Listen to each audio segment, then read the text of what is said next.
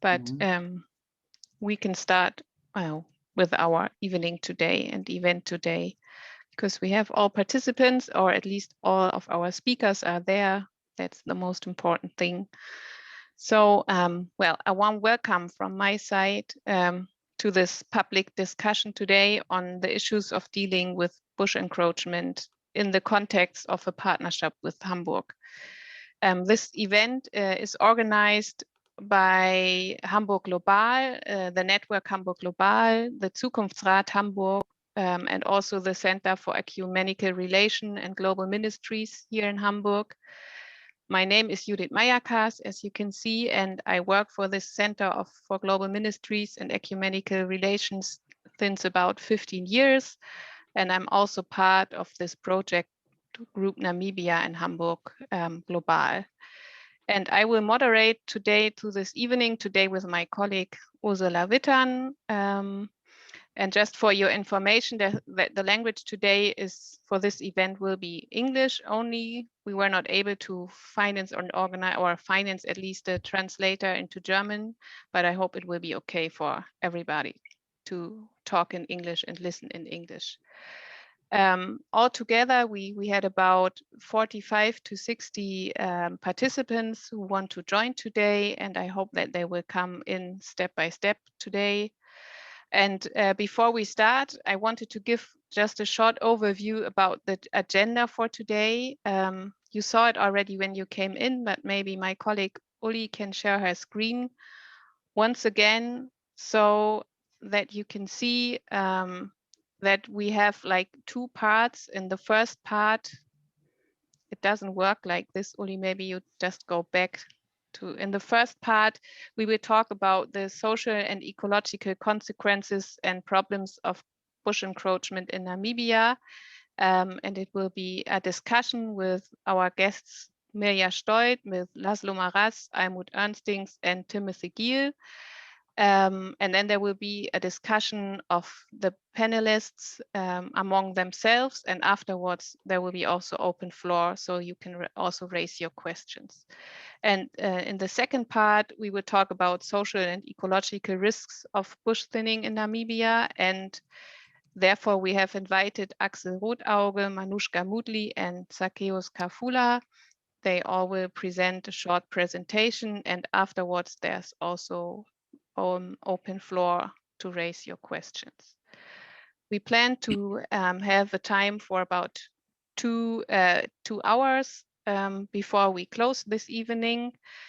Yeah, and for this first part, I wanted to hand over to my colleague Ursula Wittern, and Uli, you can stop the screen sharing. Thanks a lot. Yes, thank you, Judith. Yes, good afternoon to all of you. Some of you already know me, and just a short introduction. I'm on the board of Hamburg Global. I'm an agriculture engineer, and I've been part of this group from the beginning. And I'm happy to see all of you, and hope the technical things can be solved. As an introduction, the result of the previous meetings we had, some of you were with us and others not, but one result was that we found that the perception of bush encroachment in Namibia and the problems we see and the problems you see in Namibia are different, and our perceptions are different, and what we think is right or wrong or good and bad. So we thought it was very important to focus on a certain topic, because the whole topic is very complicated and very complex.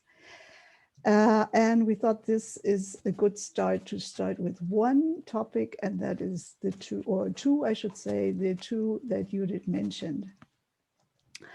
We take up the challenge because we think it is important to have an exchange between South and North and South.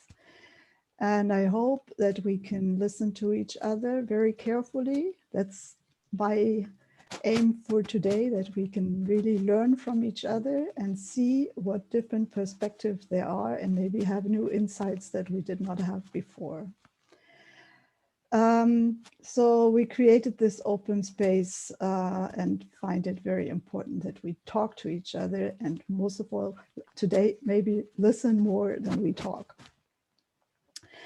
The two sessions will be each for about 1 hour. And I hope we can stay within the time frame, because sometimes it's just necessary to stick to the point and to be very precise in what we say, and just stick to these two topics. And that's a question that goes to all participants, speakers, and the audience. The two issues that we will talk about, or the two subjects we will talk about, are independent of a possible import of biomass to Germany. Debushing is taking place in Namibia, no matter whether Germany or any other country will be importing biomass. And so we think, let us stick to this topic and not discuss whether or not Hamburg should import biomass from Namibia. Having said this, I would like to go to the first part and introduce very shortly the four speakers that we have. And we start with Almut Ernsting, or maybe I should mention that all of the speakers speak German, but we have a very interesting setting today, that we all speak in a foreign language, and that makes us equal.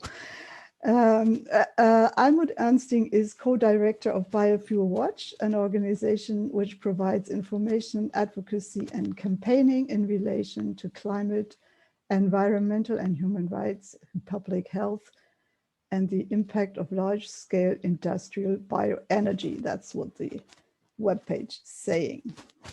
I think they are based in the UK and the US. And the second speaker will be Mirja Stoll. She is in Namibia as a senior project coordinator of Namibia's Nature Foundation, which promotes sustainable development and biological diversity and the wise use of natural resources, and of course in Namibia. And then we have a speaker from Germany, Laszlo Marasch. He works at the German Forum for Environment and Development as a coordinator of the group on forests and bioeconomics. And last but not the least, Timothy Gale is from Namibia, or at least now he's in Guam here, but yeah, we take it as Namibia. And he and another speaker we had before who could not participate, Chris Aukongo, they both founded Lisha Empowerment and Uplifting in Namibia. And Timothy is writing for, I learned, the only agricultural magazine in Namibia. Is that right? Maybe you can tell us that too in one sentence. AgriForum. We have 20 minutes for 4 presentations, and I will not hesitate to stop you when you go over the limit. I know that's very difficult. Yes, Almut, I take it that you hear us or hear me, and the floor is yours. Okay, now we do the sharing. One sec, thank you. Okay,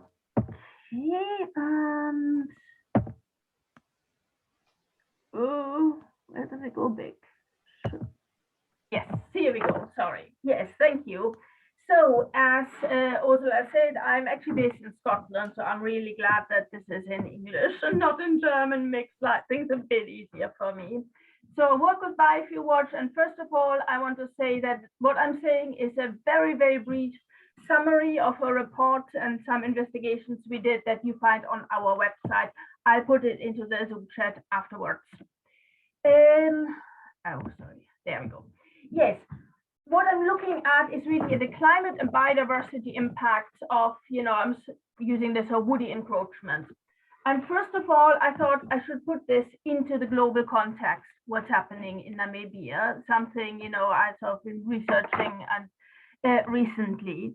What this is from a study, really a global assessment of this phenomenon.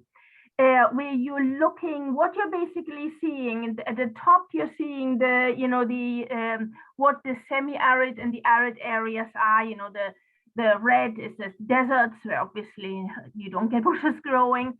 But then you have the in Namibia, you've got also, large areas of arid and especially semi-arid areas, which we're looking at. So, what we are seeing is that in those, that there is really a global trend of increased replacement of grasses with bushes and shrubs and small trees in those areas worldwide. So I've got a picture here from the Western USA, for example. So just to make clear, this is not simply a Southern African, let alone Namibian phenomenon. Here.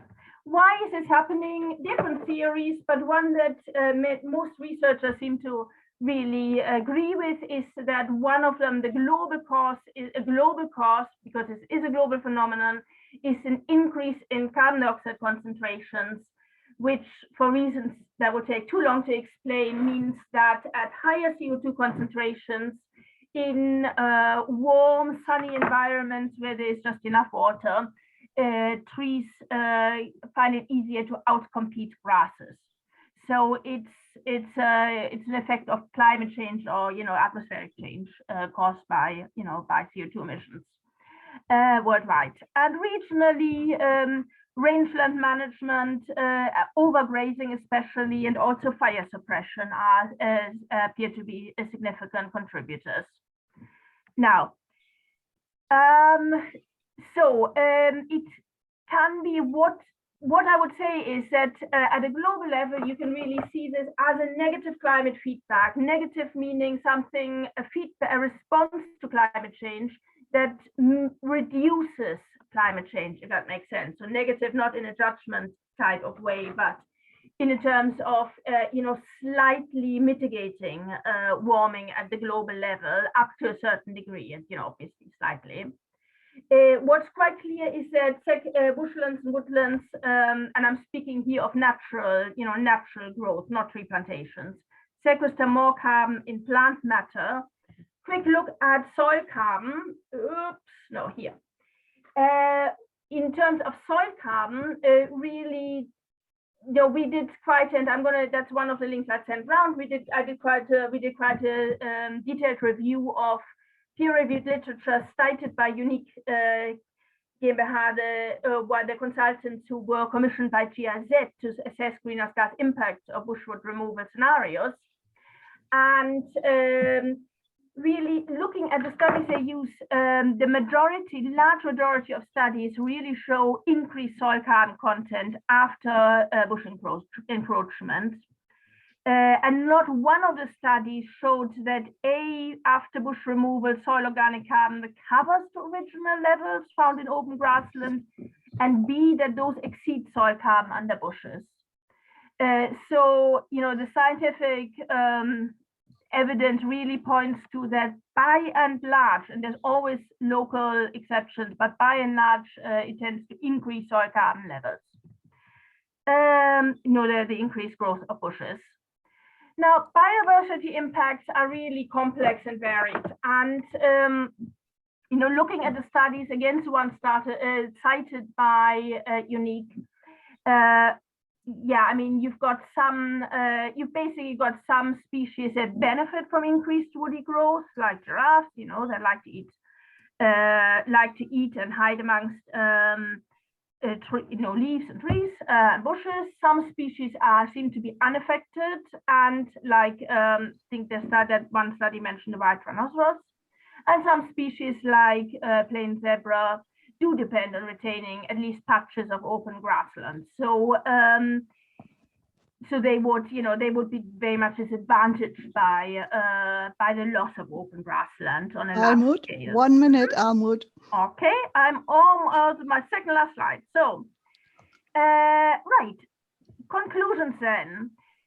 It seems very clear that large-scale bushwood removal will reduce Namibia's carbon sink and impact negatively on climate change. And I'm saying that as a general statement, not as something to say that Namibia should never remove bushwood, right? That is a completely different issue. In the same way, I could say that replacing agriculture with regrowth of natural ecosystems in Europe would benefit climate change. Doesn't mean that we don't practice agriculture. It's just a general statement. It's not good for the climate to remove bushwood on a large scale. Secondly, we haven't found any evidence that it's been possible on a large scale to restore grasslands to their pre-encroachment state. And there is a real question in how far that is possible, given today's climate and CO2 levels. And finally, in the biodiversity side, I think the evidence shows quite clearly that the impacts are really mixed. And there are some species will definitely benefit from retaining or restoring patches of open grassland. I think one study wrote about, say, 8-hectare patches, for certain populations for conservation purposes. I think that's really clear. But that's really different from the very, very large scale bush removal that has been spoken about in connection with this project. Okay. So yeah. Thank you very much. Sorry about this. I know it's difficult. Okay, let's not waste time. Mirja, it's your turn. Yes, thank you so much. I actually don't have a presentation because otherwise I'm probably going to talk for 20 minutes straight. So I'm just going to give a quick overview from a Namibian perspective on what our current problems around the bush encroachment issues are and what we believe the main causes are, and to some extent also how far-reaching the problem has become. So the current estimates suggest that about 45 to 16 million hectares of land in Namibia are considered bush encroached. And just to understand the extent of this, Namibia is about 825,000 square kilometers big. So this represents about half to 2/3 of our surface area and covers pretty much most of the country. The main causes that are locally recognized are, as mentioned by Almut before, are overgrazing and the erection of fences, which of course shifted grazing pressure, then also declining populations of large browsers who are naturally controlling the bush, then changes in climate and atmospheric CO2 concentrations that generally favor C3 bushes over C4 grasses, and changes in the fire regime as managed before. We are very aware that there are positive impacts to the bush, especially if you have bush thickets within a savanna ecosystem, because they provide habitat for wildlife. They do improve soil fertility under the canopy and thus contribute to soil organic carbon, which can improve infiltration of rainwater. And of course, it sequesters carbon. However, the extent of bush encroachment we are currently witnessing has considerable negative impacts and also considerably compromises the resilience of Namibia's ecosystems, communities, and also the sustainable development we are striving for. And these negative impacts take different forms. So on the one hand side, we have the impacts on the hydrology. So because we have so much water, they have a very high evapotranspiration and they are able to cycle water very efficiently. They're almost like water pumps. They can reduce underground water levels. And because they have a very high interception of rainwater, there's less infiltration and thus less recharge of the groundwater level. On the biodiversity side, it of course shifts the landscape from what used to be a tree savanna or savanna with trees to shrublands, and of course species that are adapted to these specific ecosystems, and the biodiversity changes, and as a result adapted species can become endangered. And this is a phenomenon that's happening all over the world. As was mentioned by Almut, bush encroachment is happening all over the world. Then there are of course also impacts on soils. So there are some impacts have been measured on the soil microbial communities, which can then of course impact decomposition ratios and soil fertilities. And there are of course also negative effects of bare areas between bushes where no grass grows, as grass are very important stabilizing agents for the soil and thus are able to control soil erosion. And then there are also a number of economic and social impacts that Timothy will probably get into more detail. On the first is, of course, it decreases the productivity of the land, and the livestock industry in this country is considerable. It's our top exporter. It is a very important livelihood strategy for a lot of communities, and it is also a strong pillar of many cultures here who are traditionally pastoralist communities. And then, of course, also this very densely encroached landscape has less value for tourism, which is considered a more resilient economic sector given the impacts of climate change we've been experiencing over recent years. And as a result of that, bush encroachment has become a key priority in our national legislation and development plans. And it is also part of most of our commitments to international agreements, such as the Convention to Combat Desertification and also the UNFCCC. 1 minute, Mirja. Yes, it is part of Namibia's nationally determined contributions. And as a result of this, we are looking for ways to control and thin the bush, to revert back to a more mixed savanna system with both grasses and trees. And as a result, we have bush basically as a side product of rehabilitation efforts, and using this in different value chains or in for different economic opportunities would help to finance bush thinning efforts and subsequent aftercare to make sure the land is rehabilitated. Thank you very much. Thank you. Okay, Laszlo, hello, good to see you.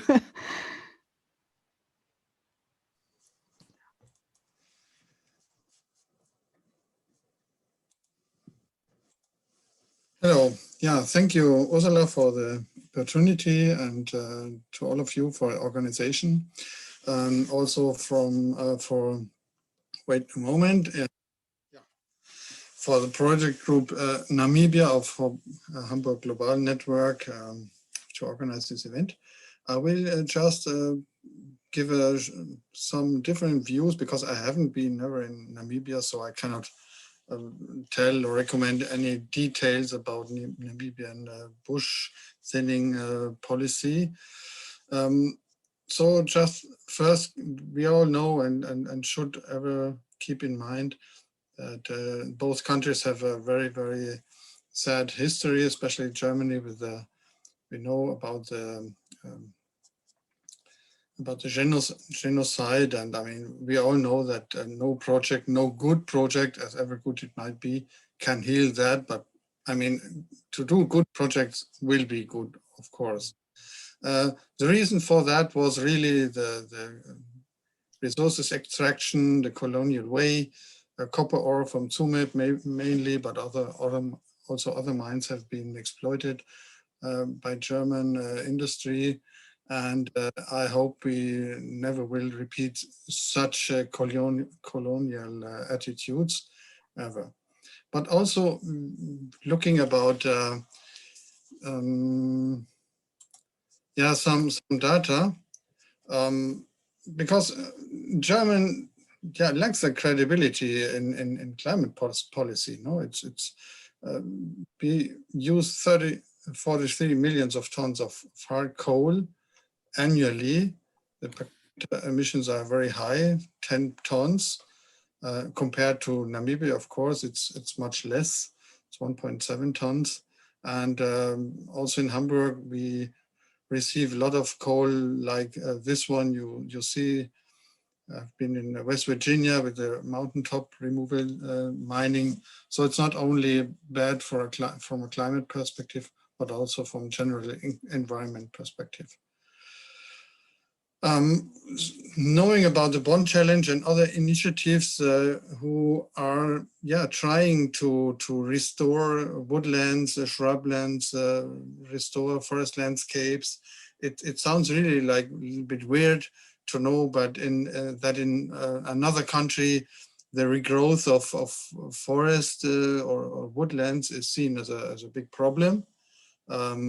Also, it's not only, I mean, the Bonn Challenge is not happening in Bonn, it's just initiated. We have the Africa 100 initiatives, which tries to restore 100 millions of hectares of woodlands also in that continent. And it's all over the world happening, and we hope we can restore a little bit of our carbon debt.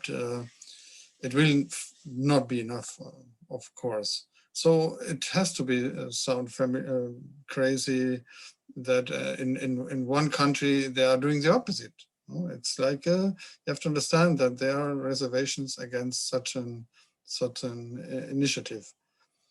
Also pointing to social issues, it's also not really clear to me, maybe some of you, it might be clearer, that who will benefit from that, because it's not only about climate change or environmental biodiversity.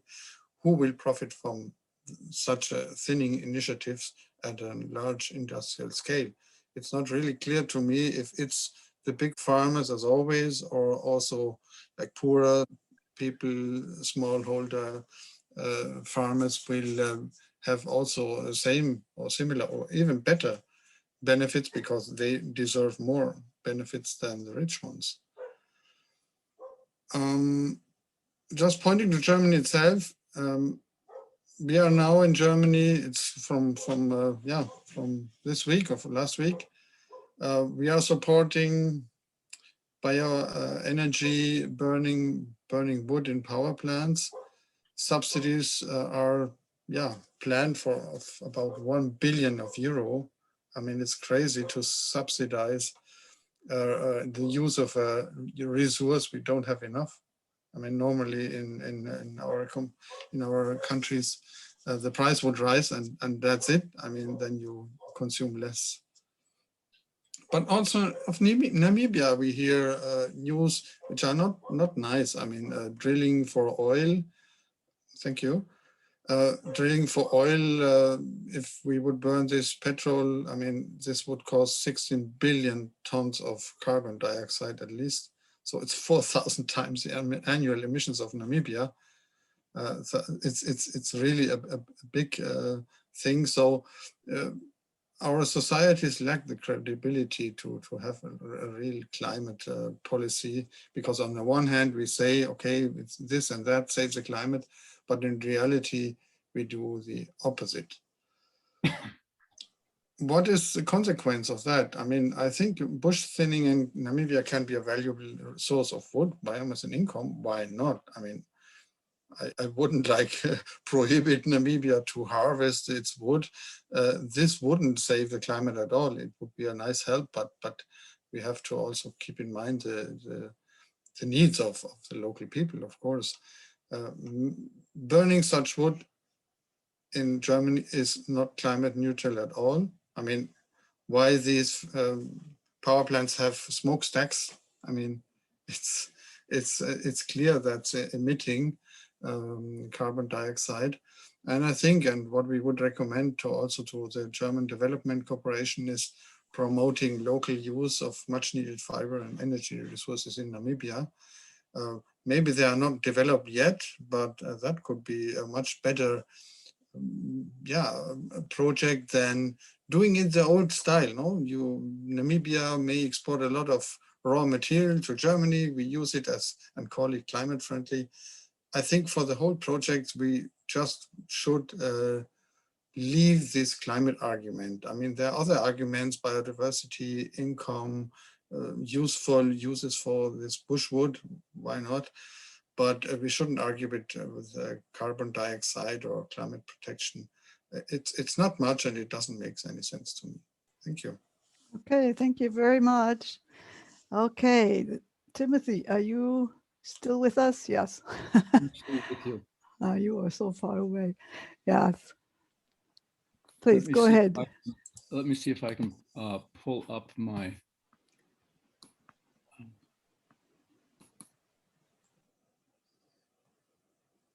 Okay. Now I'm going to. Do you see Namibia im Norden? Maybe not. Yeah, we see it. We can see it now. Yeah. So I'm going to repeat a few of the points. Germany is about, this is a climate perspective, a small perspective on size and the size of the problem.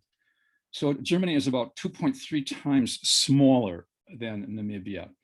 Namibia is about 124,000 square kilometers, while Germany is 357,000 square kilometers. In other words, Germany fits into Namibia more than 2 times. Now, on the other hand, I have to now make a comparison to Italy because that's most important. Italy is about 2.7 times smaller than Namibia. Within Namibia, the area affected by invader bush is about the size of the whole of Italy. I'm going to now make about 4 or 5 points. The first point is that, as was mentioned before, farmers normally drill boreholes for underground water. Since acacia trees, for instance, absorb rainwater, they prevent a good supply of groundwater for other purposes. My next point is due to bush encroachment, there is less grazing area. The spread of acacia trees means less grazing ground for cattle. The next point, Timothy, are you pushing your slides? We see the first one only. Is that right? I'm going to give more slides later. This is just a kind of a generic slide. I'll give you more slides in a minute. There's another point about having less valuable hides. When cattle wander through an area of acacia tree growth, they run the danger of scratching their hides. These scratches make the hide less valuable when the hide is brought to the market. There's also a social problem with cattle thieving. For instance, cattle that get entangled in acacia tree thorns are in great danger. A thief walking by during the day may break the legs of the entangled cow during the day and return at night to slaughter the animal and take the carcass away. So such things that I've just mentioned now about the groundwater and the reduced grazing land and cattle thieving, such things diminish the gross national product of Namibia because less meat or fewer hides or poorer quality hides are sent to market. So the harvesting, from this point of view, the harvesting of invader bush benefits not only the GDP, the gross domestic product, but also in a broader context, Namibia's export economy. So I would like to thank you for your interest in reducing the effects of burning coal in Hamburg. I don't know whether Namibia's export to Hamburg will help much with that, as has been indicated already in 2 presentations. In any event, it would increase Namibia's export economy. Now, to my presentation, I would like to show you a few photos in order to translate into words or into more memorable pictures what I have just said in words. So here's an example of bush country in Namibia. It's about 20 to 30 kilometers from Okahanja, which is in the north central part of the country. Next slide. Here is an example of how thick it can get, and you can imagine walking into that will scratch you up nicely. Okay. Here's the next slide. This one is a little bit more friendly, but still you can see that it's quite thick. Next slide. You can see my slides, right? Okay, good. Next slide. There's a picture of my left hand giving you a kind of perspective on how long these thorns are, about half the length of a finger almost. And those are the kinds of things which would dig into a cow's hide, for instance. And finally, cows can, as I said, wander into these thickets, get caught, scratch up their hides. Some of them are caught fatally, and as a result can be taken away by thieves during the course of their entanglement. And that's all I have to say. Thank you very much. Are you okay? I have a problem here, I think. Okay. Well, thank you, all four of you.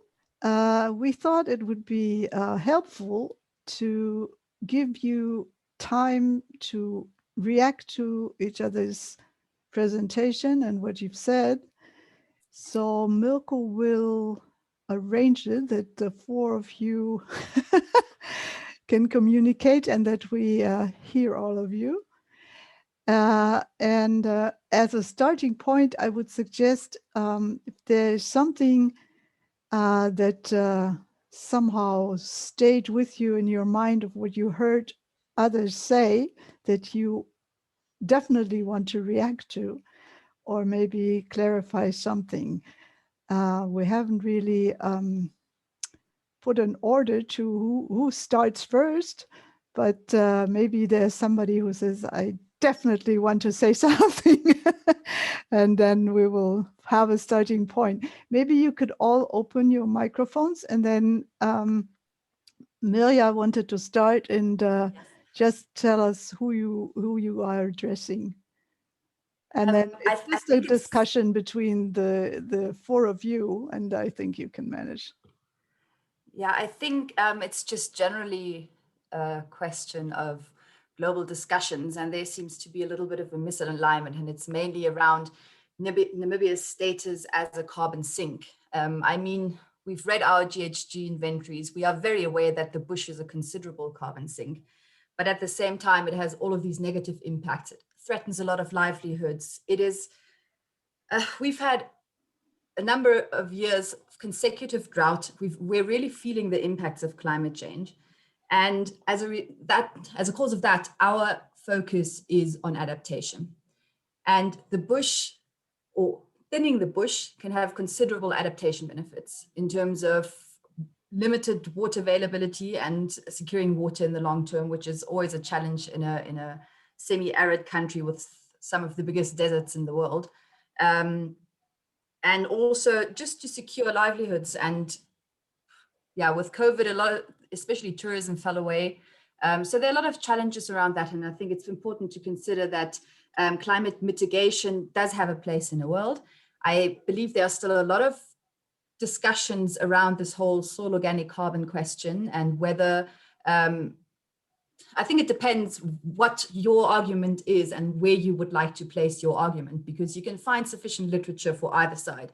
You can find sufficient literature for considerable emissions and improved soil organic carbon under bush encroached conditions, but you can also find sufficient literature to say, okay, the rehabilitated landscape in the long term can also have very good soil organic carbon. And if you go deeper into the soil, most of the soil organic carbon residue is from former perennial grasses. So you can find arguments from both sides. There are people arguing it's best to store it in biomass. There are people arguing, saying, well, if it reaches a certain succession stage, it's going to be released into the atmosphere anyway, and it's better stored as soil organic carbon, and it is more stable as soil organic carbon. But we are very aware of this discussion, and it is a priority, and we are planning to facilitate some meetings locally to get some resources together to actually do this study, because there is a lack of information on this within Namibia. And I think in the absence of a local study, this is something we can only speculate on. And meanwhile, for us, the main priority is adapting to climate change. And we are promoting a low carbon development pathway, but we still have the right to develop. And that's not going to work by maintaining every carbon sink we have and not emitting it. Thank you. Any reaction from, yes, Almut, I thought you would want to say something. Yeah, I think I referred a bit tonight what I was saying. So firstly, it's a question that, Mirja, you maybe can answer that eventually in email, but I would be really interested to see studies that show that removing bushwood increases soil organic carbon. compared to what it is under bushes. I looked at every single study cited by UNIC, and none of them really showed the kind of benefit that you were speaking about. So I really love, there may well be studies that they didn't pick up on, but nothing in all the studies, we are speaking of reviews that looked at, in some cases, over 200 studies, literature reviews, that really didn't find that. So anyway, very interested to see, what this, some say this and some say that is based on, because it's just not what the reviews seem to indicate. Secondly, I would just want to say in terms of climate, I think, we got involved really because as Biofuel Watch, because of the energy component, because of the export to Germany proposal. And I think in that context, the way I see it is actually quite simple. Under the, subsidies can be granted under the Renewable Energy Directive on the basis that they result in, a certain amount of CO2 savings.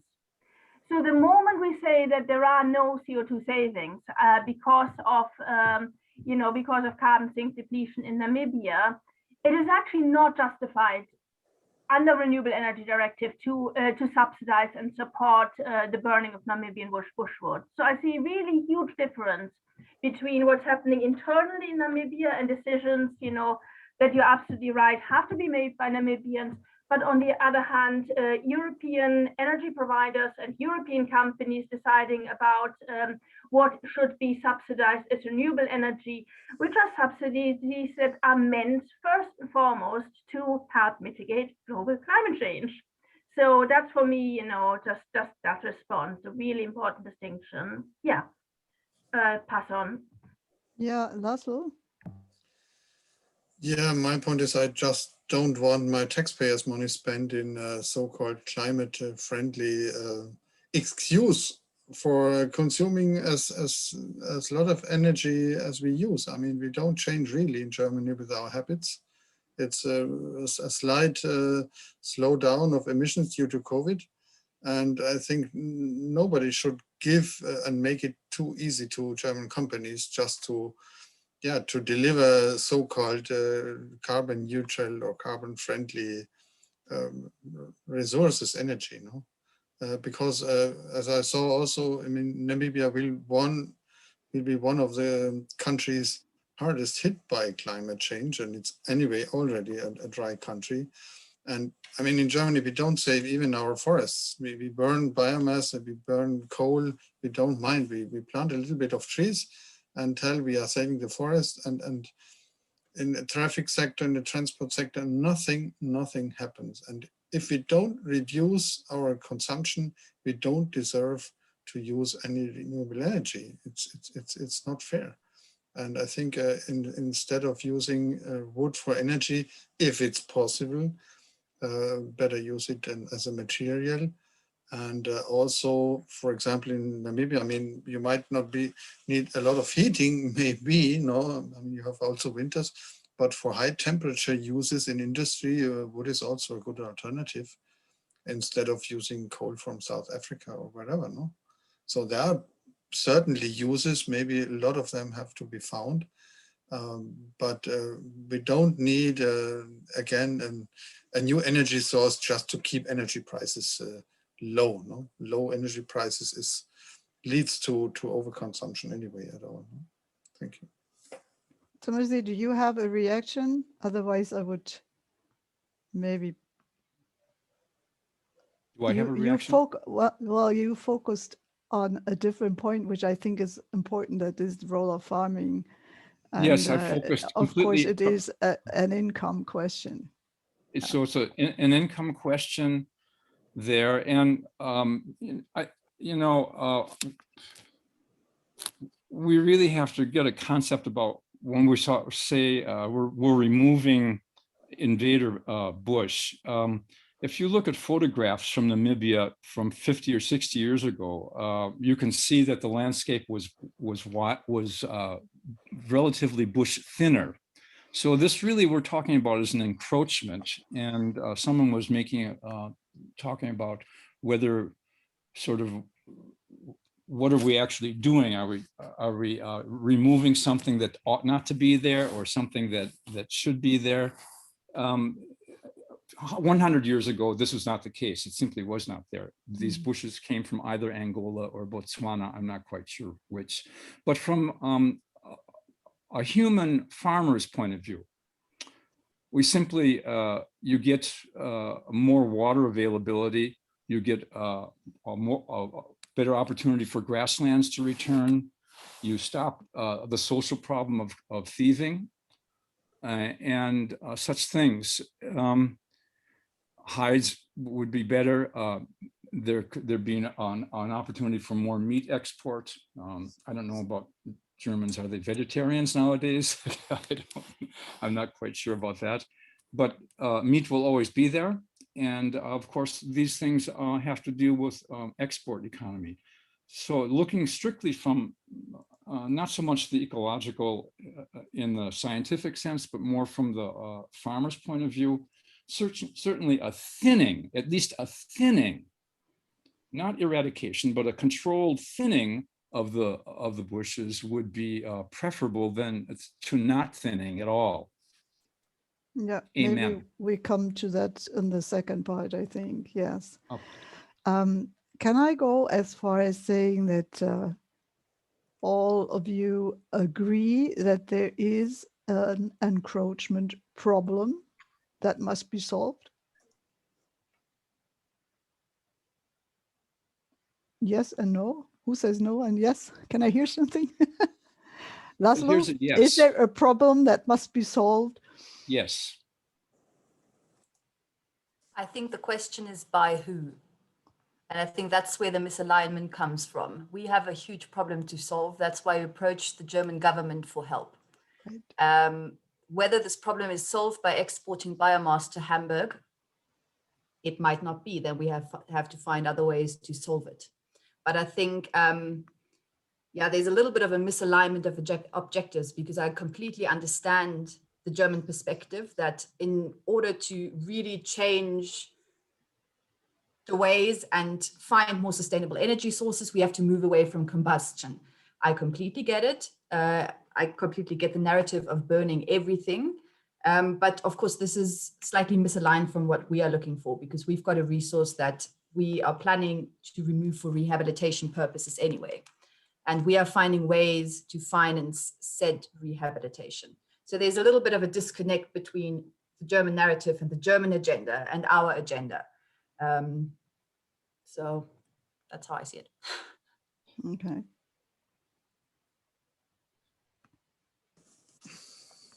Laszlo, yes? I wouldn't say you shouldn't thin bushland. I mean, it's maybe now a new natural process, of course, and if you fight natural processes, wherever they come from, you always need energy and a lot of activity. But that doesn't mean that Namibia has to become a jungle, you know, where nobody lives. That's also not a good purpose. So you will have to find the level of how much is meaningful to thin, and how much maybe grow to a bigger forest later and can be used elsewhere. But that shouldn't be like directed by Germany or other energy companies' needs to just feed their factories. No, that should be an autonomous Namibian policy made with all stakeholders, small farmers, landless people, NGOs, or whoever wants to take part in this discussion. And of course, it's useful to use wood. I mean, thinning doesn't mean automatically that you destroy that forever. No, it's also okay. But these projections of 105 biomass industry parks and this colonial sounding big industry thing, yeah, that doesn't sound. Okay. Doesn't sound good. Well, thank you. Well, there's a short reaction, Almut, and then we will open the floor to the I audience. think what we all agree is that bush encroachment is a major concern for people, for cattle ranching in Namibia. I think that's one thing.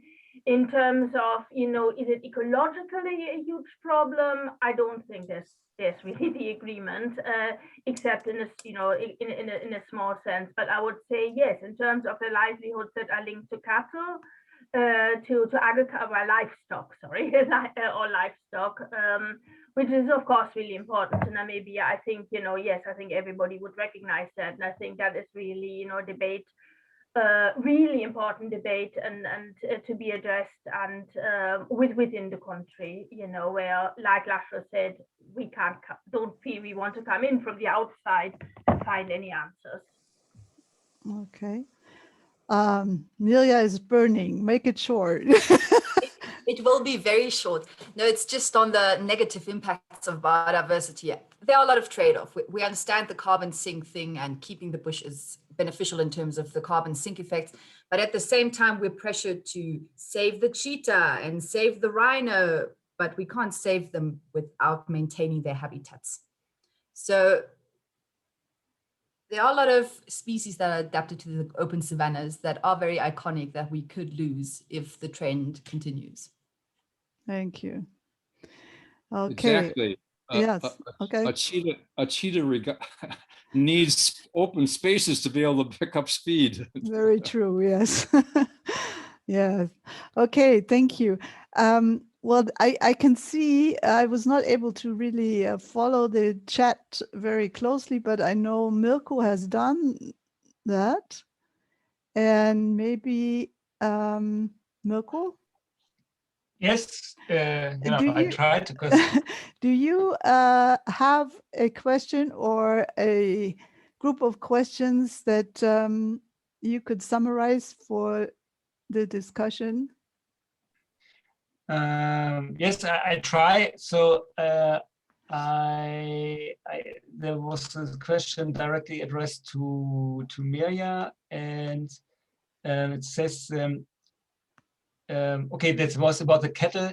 That's Mirja, you meant that the cattle are the main agriculture export commodity, and compared to others export goods like diamonds, copper, gold, and so on, it's less, or it's compared, and overall is the cattle are the main export. No, I think I said it's one of our main export sectors. It's pretty clear that Namibia is mainly a mining exporter, but it is still, apart from mining, it is one of our biggest export industries. Yes. One of. Yeah. And okay, then I think there's another question maybe to you or to Timothy. If I understand it correctly, the main aim of the debushing is to create pastures for livestock production, not to create protected areas of natural grassland for wildlife. Could anyone speak to that?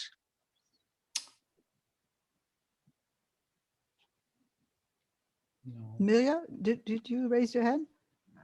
Yes, I just thought because Timothy unmuted first. Oh, sorry. Yeah, then.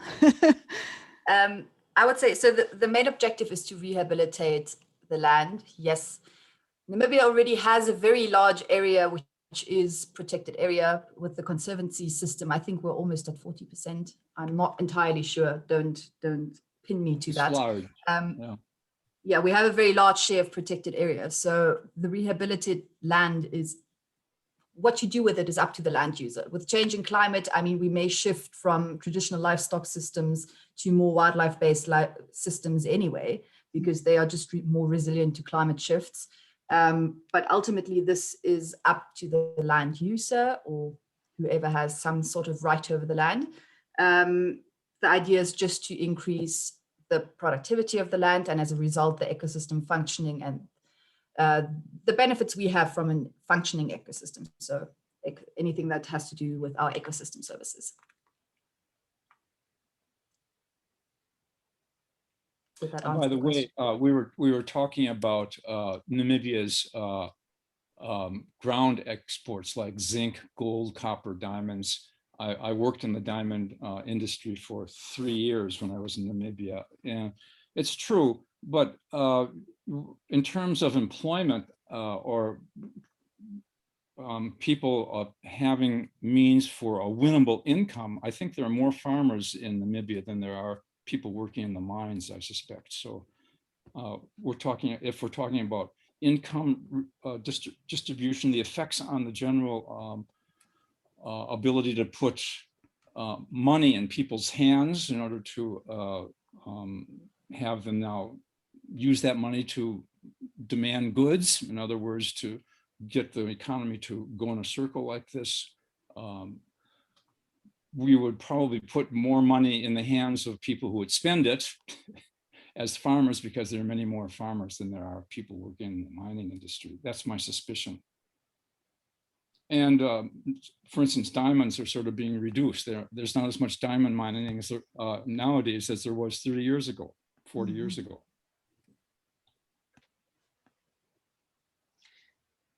Okay, now there is another question. What would be the social and economic impact in Namibia if bush encroachment would not be stopped? But I think it's a big expression, stopping. And I think maybe it's very important, because we have here many attendees from Hamburg, just to show the relations. Because here someone is saying in the public that if Hamburg doing this project with Namibia, the bush encroachment would be stopped. And that's what I understand right now. This is just can be a small part of a general solution, but a small part. But okay, I give these questions to you, Timothy and Nea.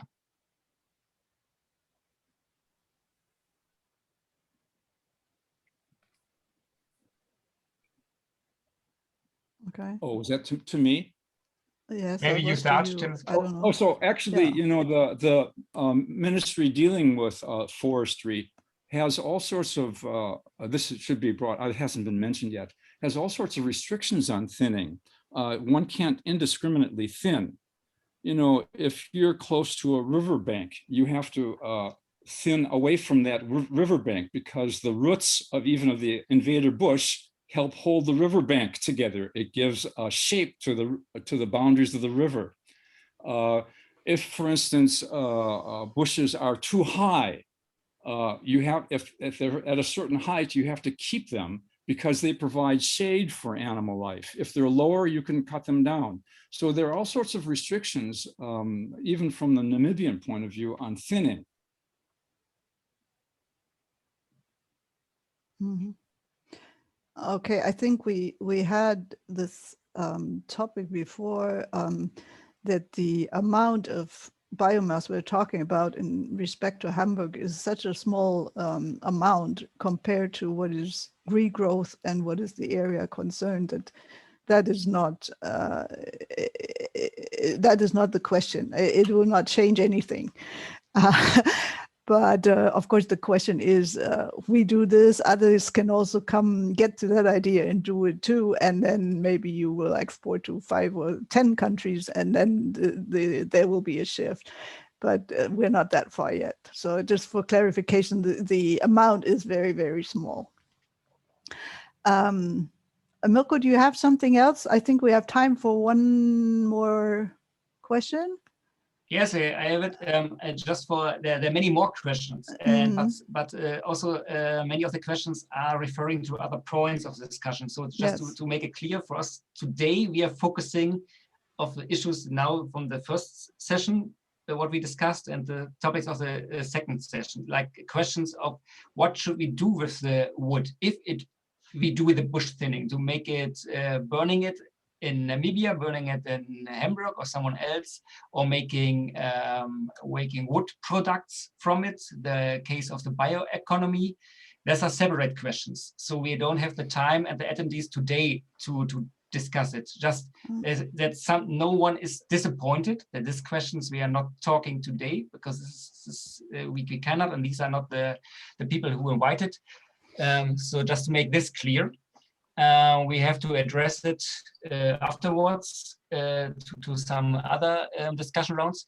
So there's just an interesting question about farming, and what about transforming a part of the bushland into agriculture land to grow crops or make agroforestry approaches. So Namibia could reduce the heavy imports of agriculture crops from South Africa and other countries and provide so new income sources for farmers. So going more to the agriculture sector. So what do you think?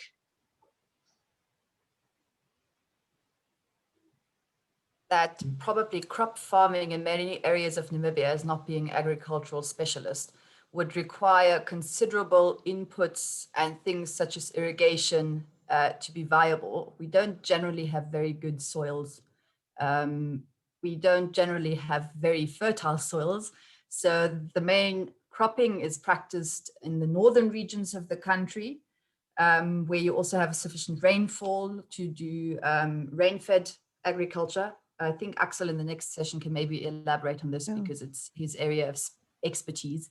But we don't have, it is not, I don't think it's financially viable to practice crop farming all over Namibia, because it does require probably a proper greenhouse. It requires irrigation. It requires considerable inputs in terms of nutrients. Yeah. Okay. Yeah, that's true. That's true.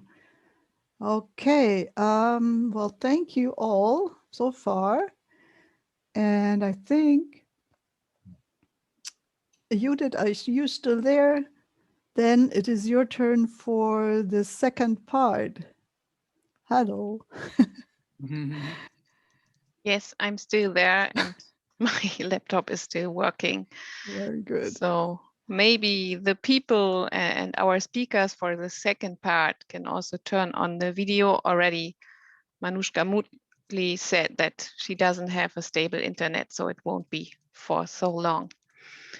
Well, for the second part, or what we want to discuss, is that talking about bush thinning or processing of bush biomass, the first and elementary step is the harvesting of the bush through the so-called bush thinning. And these debushing or bush thinning activities should aim for the selective bush thinning rather than clearing. I think that is also clear now from the first part. And this is one important step for the possible restoration of savannas. And environmental risk from bush thinning arise mostly from the cut of the wrong trees. For example, the large trees that are often targeted because maybe they give the quickest profit. And the questions we want to discuss along the inputs now are what countermeasures can be implemented to avoid overexploitation of these areas? And are there maybe best practice example for environmentally sound harvesting methods and aftercare as well? And where do you maybe also see limits for environmentally sound harvesting and aftercare, e.g. due to the size of the area that has to be thinned or bush thinned?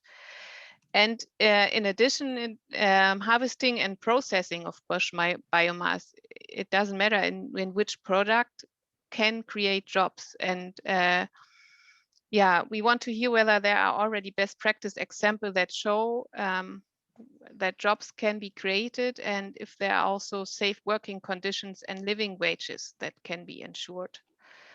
Yes, and therefore we have asked our next speakers to discuss these questions, and using therefore also concrete best practice examples from their work. And now we have asked Dr. Axel Rotauge. He's an animal scientist and rangeland specialist with professional experience since 1985 in Namibia, but also in the SADC region.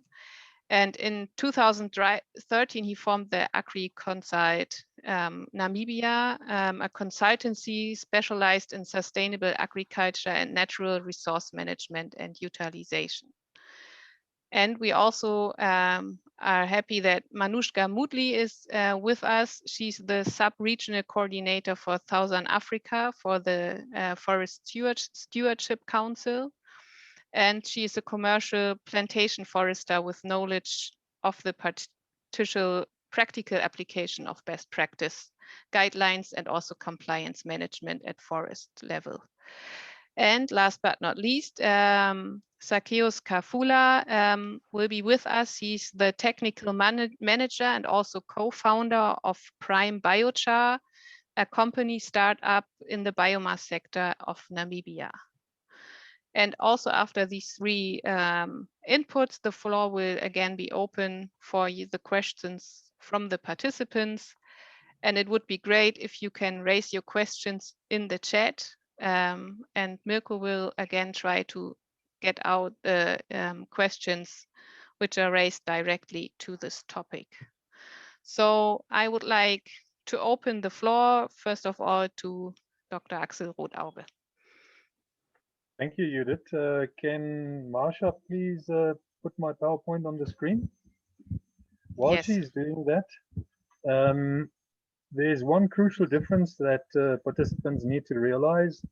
In Germany, Europe in general, your climate is moist and temperate to subarctic. Here in Namibia, we are subtropical to tropical and arid. Ecological processes are completely different. You need to understand that. You cannot compare our so-called forests to your forests, and our ecology doesn't work like your ecology works. That causes a lot of misunderstandings between the two of us. So always remember these fundamental climatic and ecological environmental differences that make us react in different ways than you would expect. Okay, next slide, please. You can see on that photo, you can see some poles and hangers that we use for fences. Just proceed to the next slide, please. Marsha, I have 10 minutes. Please proceed, or whoever's managing my presentation, There. please proceed to the next slide. You will have just a bit more of time. I think it doesn't work at the moment, maybe. Okay, because the next slide is just what I want to talk about very quickly. The third slide. Are we on the third slide? We're still with the Just first roll one. it. Just, Is this the press the next arrow slide? down. I'm sorry. Just press the arrow down. Next slide. Just press down, the arrow, the down arrow. Press the down arrow, please, I so think, that the thing rolls. I think the internet connection is not Oh, that well. So she is trying to get the next slide, but the next slide is not coming on. All right. That is the problem at the moment. No worry. So we just have to wait a moment. Okay. And I see can if fill the ether with my voice then. yeah. As What are you people- seeing? What are you seeing now?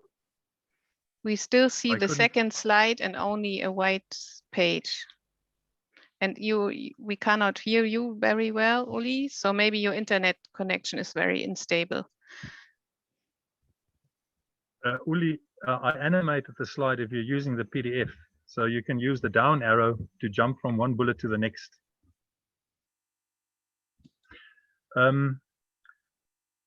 All right, let me then, on the third slide, you will see where... Maybe Axel, do you have the PowerPoint with you? Yes. You can Yes, also I'm share. actually reading from the Okay. PowerPoint. Okay. You could also share the- your screen. Do you know how Oh, to? if I knew how to. No. There should But be explain it to down. me. Share screen, yes. Yeah. All right, I see. Now I hope that we can also see it, because at the moment, yeah, we can see it, Okay. or it's coming That's at the least. important. Yeah. That's the Now we can important see it, slide. and then you can do it on yourself. All right. Okay, wonderful. Thank you. Easier than I thought. Yeah. This is an important slide because it gives you research data that was obtained from 78 sites all over Namibia. If you want to know where the sites are, this is where they are. But let's look at the outcome. You see their total wood yield in tons of dry matter per hectare goes from as little as 36 tons per hectare to as high as 118 tons per hectare. Look at the fourth line. Extractable wood in tons dry matter per hectare goes up from as little as 13 tons per hectare to as high as 84 tons per hectare. That is now ecologically extractable wood that is on the land due to anthropological reasons and not due to natural reasons. We put it there, so therefore we should be able to take it away to restore the ecosystem to something resembling the original condition, which we think was more productive and more resilient than the current production. All right. If those of you who are concerned that we are debushing, that we are clearing the land, please look at the second last line, which shows you that having extracted what we think is the extractable wood, These are the bush equivalents per hectare that are remaining on the land. They exceed 2,000 and go up to 4,500 bush per hectare. Imagine the thorn bush that Timothy showed you before. 4,000 of them per hectare is, you Germans like playing soccer. Das sind 200 Dornbüsche in dem 11 Meter Gebiet. You try dribbling a soccer ball through 200 thorn bushes in the penalty area, and you will know how much bush remains after we have removed the surplus bush. So it's by no means bush clearing. And then just have a look at the last line. These are the woody seedlings that are standing on the land at the moment, seedlings and saplings, waiting to explode, waiting to grow, which they can only do if the adults are removed and they get a gap to grow. Timothy showed us a rather complimentary picture of bush encroachment in Namibia. This is more like it. On the left, you see two pictures of typically densely encroached farmland in Namibia. And by some estimates, up to 60% of Namibia is encroached in this manner. On the right-hand side, you see the backfall model that we use to arrive at these parameters that I mentioned before in transacts that are representative of a larger area. That's very important, where every individual bush occurring on that transact is measured in 7 different dimensions, so that we get not just a density estimate, but also a yield estimate of both the browse material, that's the leaf, and the wood material, that's the one that we want to harvest in the case of Hamburg. Right. Here is very briefly just a chemical analysis, a value analysis of wood chips produced from typical Namibian encroacher wood. And you can see there that our wood meets European fuel standards, except for the ash deformation. So the wood chips that we can produce are suitable for European standards. I did this work for Nampower when the biomass resource was quantified for the wood burning power station that we are planning to do in Tsumeb. First time that Namibian wood was analyzed like that. All right, so what are the alternatives to exporting wood chips to Hamburg? One of the biggest industries in Namibia is charcoal. Namibia is the 6th largest charcoal exporter in the world, but amongst the top 10 charcoal exporting countries in the world, we are the only one that doesn't use natural forest or plantation forest to produce charcoal. We produce charcoal from undesirable agricultural waste, as our encroacher bush is defined by the Intergovernmental Panel on Climate Change. So as long as that IPCC logic applies, we are allowed to burn to harvest and to burn our encroacher bush, and we will, because it harms us ecologically as well as economically. The question is just, do we have any takers for the bush with whom we can trade so that we can earn our own money, or do we remain dependent on development aid because we cannot sell what we produce? All right, so at the moment, the charcoal industry is not supervisable. We have more than 10,000 charcoal kilns operating in the country at any one time. The kilns can be moved very easily overnight. They are not marked. Even in Germany, where you have 10 people for every job, it would be an inherently unsupervisable system, let alone in Africa, where we have like 150 foresters that have to patrol the whole country. So obviously, this system of charcoaling lends itself to exploitation of both the natural resource as well as people. So we are in the process of centralizing the burning of the wood, centralizing the kilns, having a central, we call it a wood market, because all the wood that is harvested comes to a central place, and there the wood can be sorted into different end uses depending on the wood characteristics. If you harvest the wood in a dry woodland, for example, where some of the wood may be useful for construction timber, it would be senseless to burn it into charcoal. So if all the wood comes into a central wood market, then the better quality wood can be used for timber, for construction, for furniture. The canopies can be used to make bush fodder. The thick wood that is not useful for any other purpose can be burnt to charcoal or sold separately as firewood. and the bark and the residues can be chipped and sold as a mulch, for example. That is only possible if you can collect all the wood in a central place. The harvesters go out, they are registered, they deliver their wood in separate piles, so you can see exactly who harvested what. And if someone is harvesting either protected species or trees that are too big, that person can be retrained or deregistered and will lose his livelihood. Forestry, because inevitably the wood piles up before it gets pyrolized, forestry can come once or twice a week to look at the existing stockpiles and see if all the harvesters are complying with the law.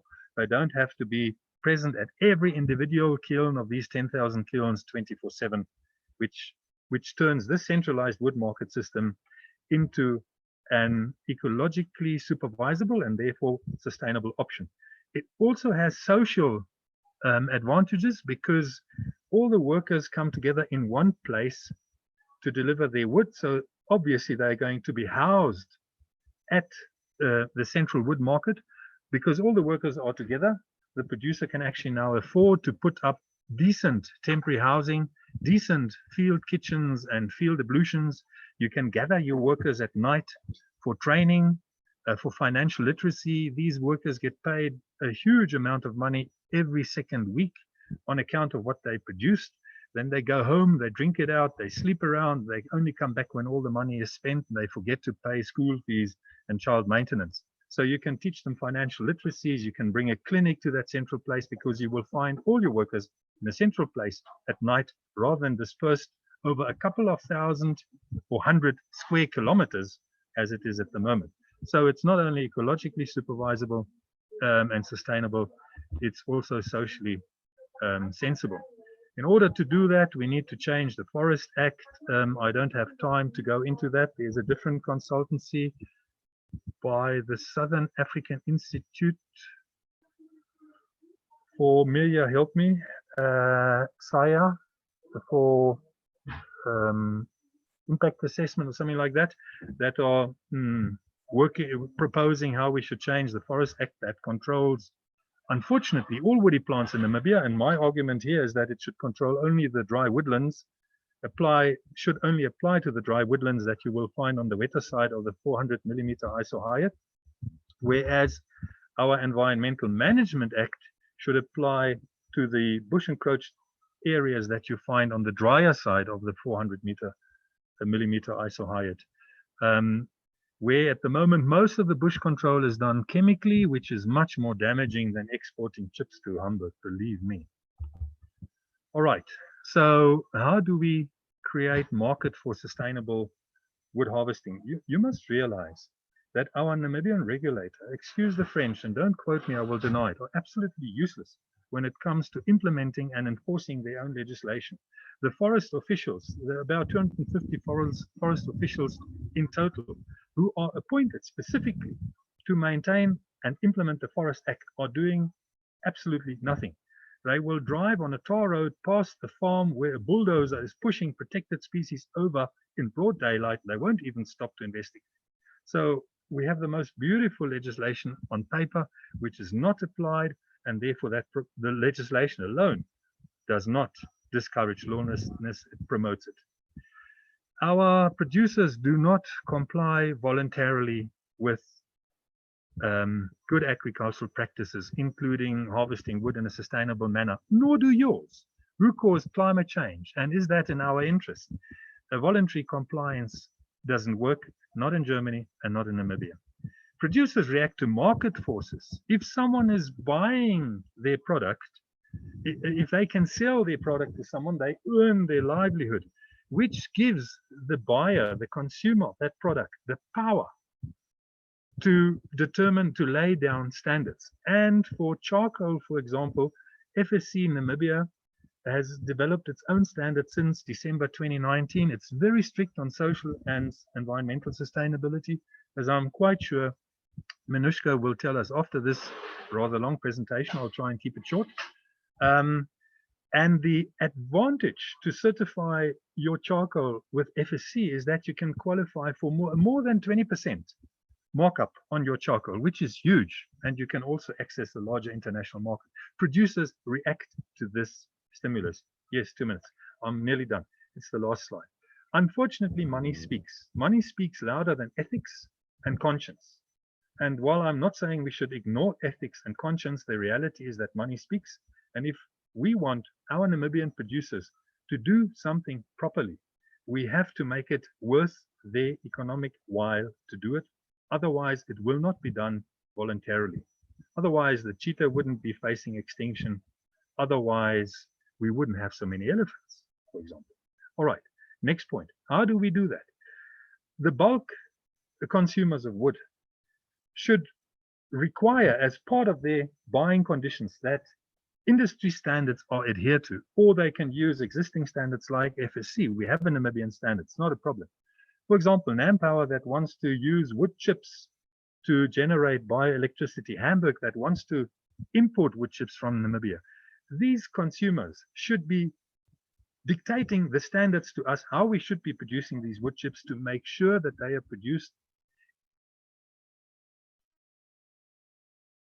in an environmental and socially everyone involved in the value chain. It is within their power, and this market force will convince our producers in like 5 seconds to do the right thing.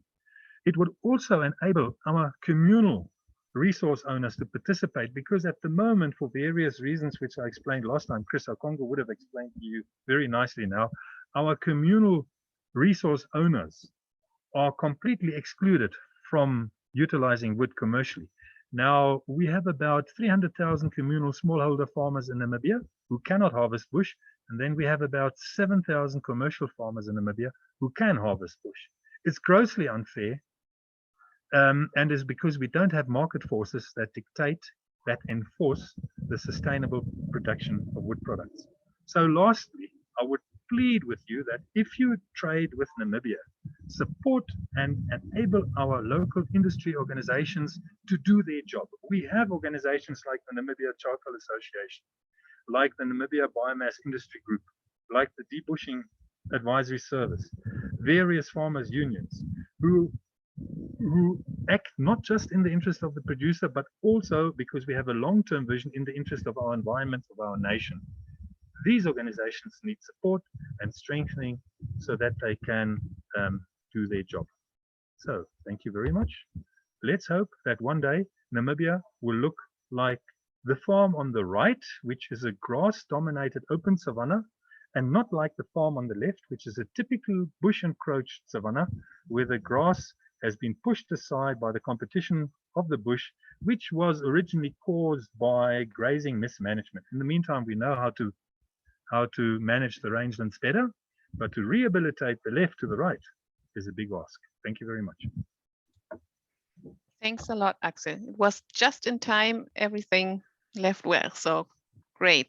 So I can hand over to the next speaker, which will be Manushka. I'm not sure whether you also want to share your screen, and you have to stop share your screen, Axel. Yes, I'm trying to. How do I? Yeah, it should be at the top of your. Okay, right. I see now. So the green. Options. Oh, stop share. Wait yeah. a minute. Where is it now? Here. Right. Great. Great. Thank you. Thanks, Axel. Thanks, Judith. Let me share my screen. So let me know when you guys can see it.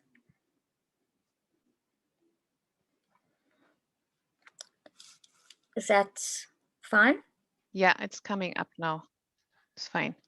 Great. Apologies. Great. Apologies to everyone. I have a very unstable connection. I'm in a rural part of South Africa at the moment, so I am unable to share my video. But just a quick recap about FSC. For those that did not participate in earlier calls or are unfamiliar with our brand, FSC is an international NGO. We promote the responsible management of the world's forests. And we have been active in certifying forests for 27 years. We have been in Namibia actively certifying farms for 20 years. And that's pretty much a long period of certification in global terms. if you look at Global North, there's very few countries that have maintained certification for that long of a period. The slide is basically meant to give you an indication of the extent of encroachment to what something looks like when it's restored to a more natural state. I have read some of the comments in the chat box about restoration and trying to get to something 100 years ago. And that's certainly not what the Fsc standard advocates for. But I will discuss that a little bit later on. What the Fsc standard does include is both a restoration goal and a sustainable biomass or use of timber within the standard. So there are two objectives that are provided for, and farmers can either mix or choose one of them. So over our 20 years of certification in Namibia, we have certificate holders such as the Cheetah Conservation Fund, whose primary objective is conservation. We have farmers certified for primarily economic objectives, such as sustainable timber with charcoal production, and farmers who have a mix of both, that have charcoal production and wildlife, conservation benefits, hunting on their property. Across all of our land certified within Namibia, there is a requirement for conservation, regardless of the objectives. So when you pick up an FSC certified product, in whether it's charcoal or biomass or honey from Namibia, you can be assured that there has been conservation values maintained. So Axel alluded to the Fsc Namibian Standards in his presentation. The Fsc standard was developed over a 3-year period, written by 6 local experts from Namibia. It was based on best available information, including scientific reports, stakeholder engagement, international conventions, and field reports, the history of our certification reports. All of these were evaluated by our standard development group, and the standard was developed and approved by FSC Policy and Standards Unit in 2019. It went through 120 days of public consultation to ensure that it was reflective of local conditions and that best practices were incorporated. The FSC standard has 10 principles and well over 70 criteria. Each principle is broken down into criteria and into indicators. Timothy did allude to the forestry regulations, and so did Axel. The FSC standard provides a due diligence assessment. We are not the silver bullet to responsible forest management in Namibia.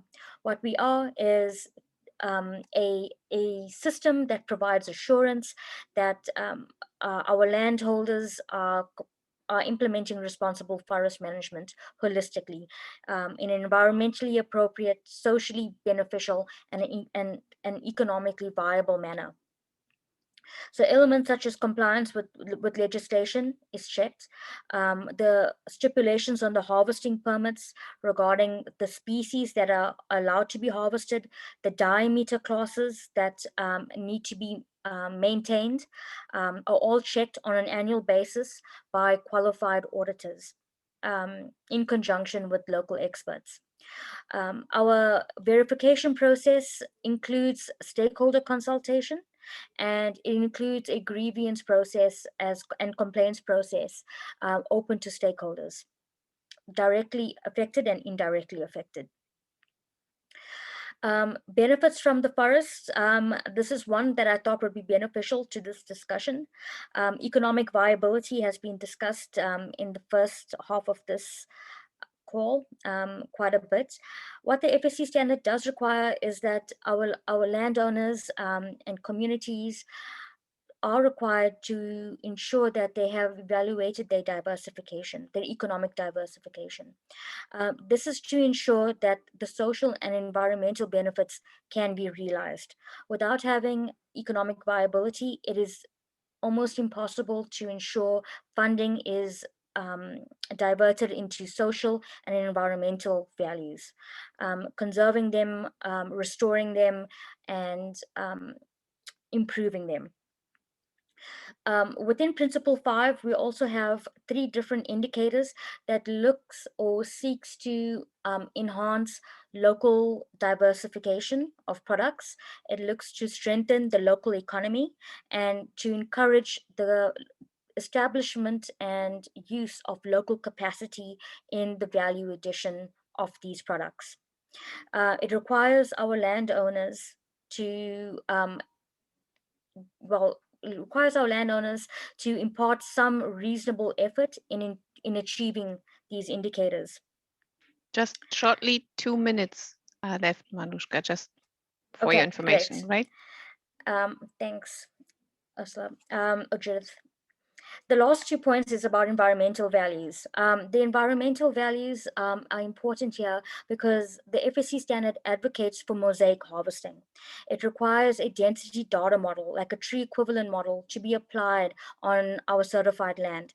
This means that not all trees are cleared, that over and above the harvesting permit stipulations, that there are protected tree species retained, and certain densities of trees and certain height strata to be maintained on the land.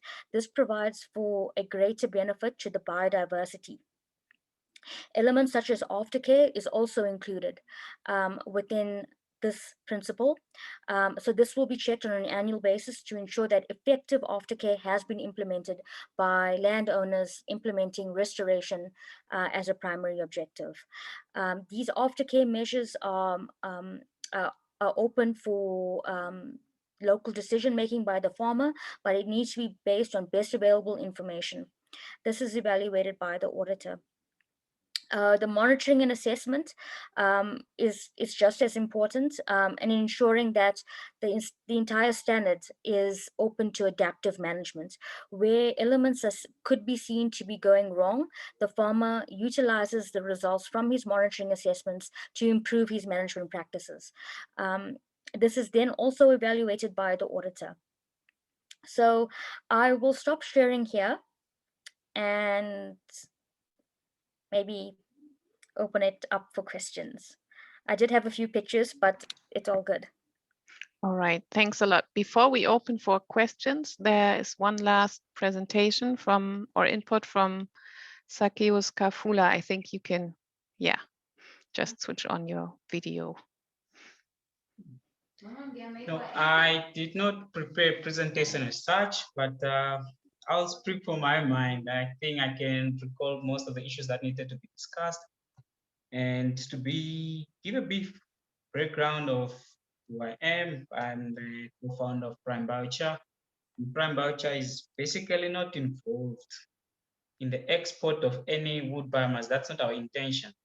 We wanted to ensure that whatever wood biomass we harvest from the land, we at least keep that carbon and put it back into Namibian soils. The question is, biochar is quite expensive and it's not suitable for the commodities market, which is now the type of farmer or the client that we're looking at. Essentially, they cannot afford to use biochar as much as they would like to. So first, I would like to then tackle the environmental risk with shin thinning that may arise from maybe cutting the wrong tree. And I think if you look at the 2 types of land tenure that we have in the country, we basically have freehold land. And on such land, which is privately owned, I think bush management or thinning it out will obviously happen, and the benefits are enormous. So that one we are not opposed to. The only thing is I'm personally opposed to harvesting of bush biomass in freehold land, communal land. And that's because we've learned from quite history that, or the past, that most of the wood there is harvested for either cooking, construction of housing, and it has led to the degradation of the land. And we do not want to repeat that mistake again. So that becomes quite a concern on how to get a model that will work in such situations. And that's why from the other meeting, I was like, if the traditional authority or the local government can get involved there. Maybe they can craft a model that will work for that market. But if it's a resource that is available for everyone, who will stop me to say harvest what and don't harvest something? And that's why my proposal was to say, let's create a carbon fund. And basically, if biomass is to be exported, there should be a levy that then comes into this carbon fund. It can either be managed by the Namibia Biomass Industry Group, or we can put it under the administration of the Namibia Charcoal Association, so that it can help subsidize the cost of farmers who are not direct beneficiaries from this biomass value chain, so that they can also return the carbon back into their soils. And I think that is the fastest and most effective method in order to reach a compromise between export of the biomass outside of the country and keeping some of it back into our soils. And then I just wanted to touch on questions that you say, maybe how do we avoid overexploitation of certain areas? And the question that we should essentially have to answer is, how do we include people who are on leasehold land? This is in northern communal areas. And I think in that situation, everyone wants, we have quite high levels of employment, especially in the communal areas. That's why people are moving from these areas back into towns. And some of the lessons that we've learned, if we have to exploit this resource, I can give a pretty good example of sand mining operation that were conducted in such areas. And this essentially, it was started with a good intention that a permit was issued, but it was up to the person who has money or capital to essentially utilize this permit. And it has led to massive environmental damage visible to everyone. And I think if we have to repeat that model, it will be disastrous. Yeah. And coming to the question of, are there any environmentally sound harvesting methods and aftercare? And I think the markets can be used to enforce environmental compliance. The question is, who will police this effectively? Yeah. And that's because either if we prefer to say, okay, there's no market for biomass, the farmers are going to get rid of it anyways. And the current things that are happening, it's either people will thin it out, harvest and burn it, or simply bulldoze it to the site and put it on piles, and then there's no value created out of that. Then in the worst case scenarios, I think some people just opt to poison the biomass, and I think the bush, and I think the market should essentially decide if there's a market for this. It will be of great benefit to the Namibian economy at large and the farmers as well. And if we have to look at who will be responsible and what size of land should be harvested, and I think the most important thing is to say the farm gate price of which a harvester or farmer, whoever is harvesting the biomass, farm gate price for which they will be paid for the wood chips or the wood biomass will determine to a large extent whether they comply with environmentally sound harvesting methods and aftercare. And I think there the price is quite the most important one, and we can use the markets to regulate that. And for example, to say maybe it's in an area that is too big to harvest, or the thing of taking out wood that I was not supposed to take out. And I would personally use my own example. We harvest with a harvesting permit. We have a permit to harvest the biomass. And on this permit, it specifies what type of wood, trees can we take out. And I wouldn't really go for targeting one species alone, because I have to travel several meters to the next species, which is almost a misuse or not an efficient use of my resources. And that's why I think we prefer to take out everything that the harvesting permits allow. And I think I still have maybe enough time. Judith, you just need to correct me on time, because I'm heading towards the last part of my presentation, and that is just to say, to discuss safe working conditions and living wages for farmers and who needs to monitor this. And I think for most of people, to a large extent, Namibian farmers are typically weekend farmers, and employee safety is paramount to every employee. That's because farms are quite far away from towns, and it will be a disaster if something happens on the farm and not being prepared. And an accident happens on the farm and not being prepared for that eventuality. So for that one, I think the questions can be answered that farmers are doing by their level best to ensure that safety, employee safety is adhered to on the farms. When it comes to living wages, it's up to the employer and the employee to discuss what is fair and just compensation. But if we look at the case of prime culture, I think we've been paying way above what workers in the biomass sector are getting, and that's maybe because I have a smaller work employee group, and that's why essentially I could afford to pay them way much better wages than the normal farmer would pay them in the country. And I think that brings me to the end of my presentation. I'll be waiting for questions if there are any to follow.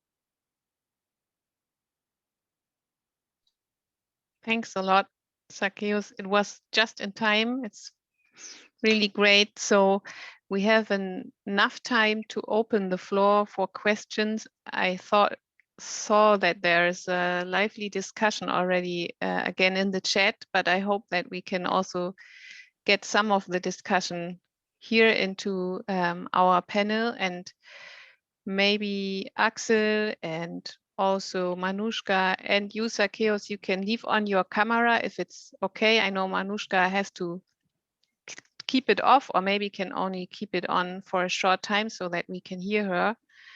Yeah, and I wanted to ask Mirko, maybe you can start with one or two of the questions, and maybe you already know whom the question is for, to whom it is for. Yes, I will try, but first one important thing. If you use the chat for questions, be sure that you take the questions to all of the attendees, not only to the panel. So there are very interesting statements and questions, but sometimes they are going only to the panelists. And you have to choose, if you write a message there, then you have to choose just to give it to all attendees. So yes, there was a direct question at the beginning to Axel. In an area around a wood market, is it ever possible to thin the bush, or are we speaking about clearing? And to clear these definitions of thinning and clearing and restoration, there was also in other questions also a topic. So it seems to be important just to have a clear statement on that. What is thinning? What is clearing? What is restoration? Yes, thank you, Mirko. Clearing is not part of bush control. You are allowed to clear if you want to build structures or if you want to make a crop field, for example, but it has to be approved by an environmental impact assessment first. So bush clearing is not something that we do in bush control, nor do we debush.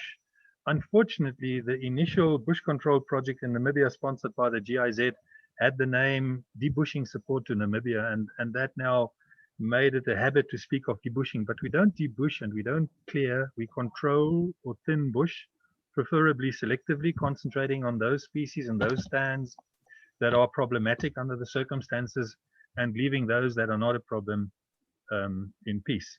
So that should be done on all areas that are targeted, not just around the central wood market. The central wood market is just the place where you concentrate the value addition machinery, the processing machinery, etc. I hope that answered your question, Mirko. It's for me. I hope the person, I don't know exactly who was it, is that the question is answered, but I think it was good clarifying. So maybe, or someone want to add something from the panel.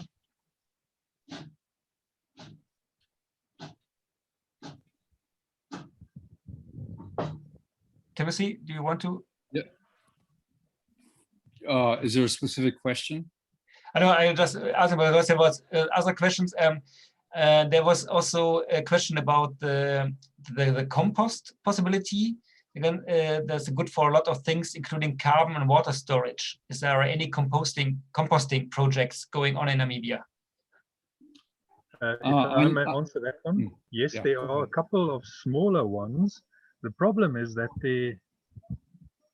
I was about to say is not a huge need for compost in Namibia, but that is wrong. I do believe there is a huge need for compost in Namibia because our soils generally are very poor and very low in organic matter, less than 0.5% organic matter. You in Europe should consider that because you have organic soils and we have mineral soils. So there is a huge need for compost. The problem is there is no money to pay for it. Therefore, it is not produced.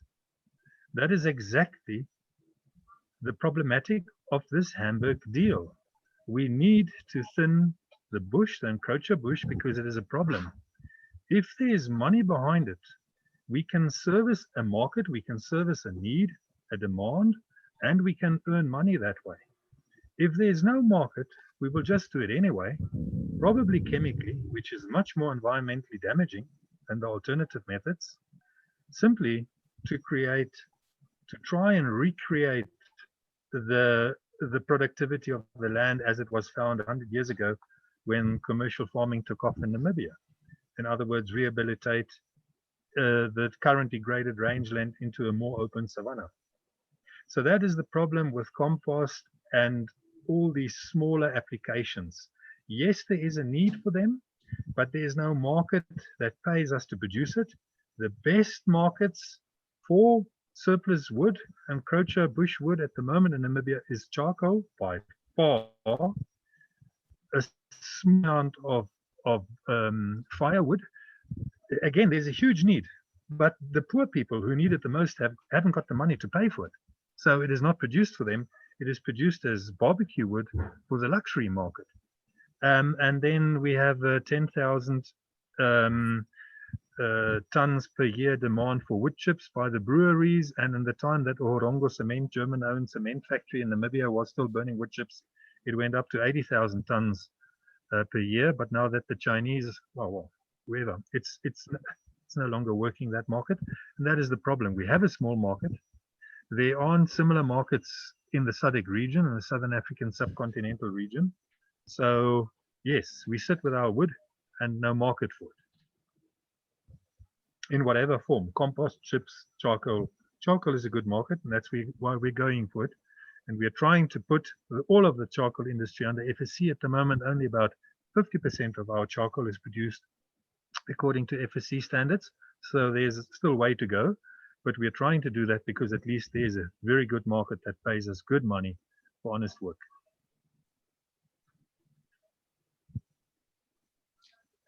So adding that, there's just a new question directly to you, Axel. Thinning with machines, what will be the effect to the soil and its percolation capacity? And there were also some other aspects who are going to the aspect of doing it by machines, the bush thinning, or by hand. And what is so important to do it these different ways? Maybe you can explain. Yes, look, there are many different aspects to this question. First of all, you don't have to control bush mechanically by big machines. There are other options. You can control it manually. You can even, if you use chemicals sensibly, you can even control it chemically.